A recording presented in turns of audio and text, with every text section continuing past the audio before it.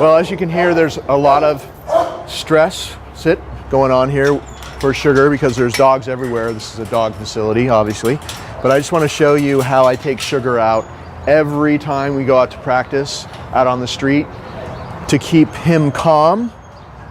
You want to make sure as soon as you put the leash on, the training starts. So at every doorway, so he hits the street calm and not ready to react, you've got to have him sit at doorways. Okay. And we have two of them here. Sit. We have two gates here. And he's excited, but he knows that if he wants to go on his walk, see if he gets up, you say no. He usually will put himself back. And notice I'm always having him sit, stepping through, making him wait till I come back. Don't ever call him to you because that'll make his sit stay weaker.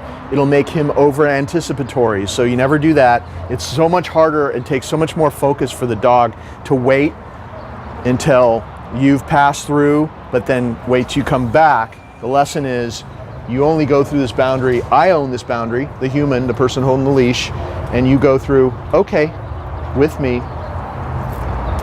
And if you have to do a little prompt that slows him down as you go through here, you do that. If you're by yourself, you need to like do a little left turn and close the gate behind you. Okay. And then we walk straight out of the gate, sit. We're out on the street now. And I'm very careful to have him sit at the curb right when we come out on the street. Make sure that before we even start the walk, in which he's going to see other dogs on, that he's calm in the beginning of the walk. Because if you don't do it this way and you just let him run out and he's all excited and he's pulling the leash and he's, you know, hyper like he usually would be, he's almost ready to break right there, and he sees another dog and he's over the top and he can't control himself. So the training starts on the inside, on your property, and inside your house, wherever you start. You make him stop at all the boundaries, all the doorways, just exactly how we're doing it here, and then the curb as well, and then okay. And from here, sit. Always release him, of course, from a calm sit stay. From here, go. You can let him be free. And then you can start your walk, and keep in mind the walk is always on a loose leash. So the leash is always loose. It's never like this, it's never like that, it's never him pulling, because your biggest enemy for this type of behavior that Sugar has started to exhibit with the leash aggression, your biggest enemy is leash tension.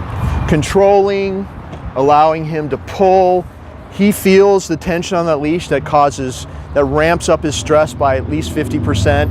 And then, of course, now that you anticipate what he may do when he sees a distraction, a squirrel, a dog, or whatever, he can feel that through the leash where you're getting ready to choke up or whatever, to control him.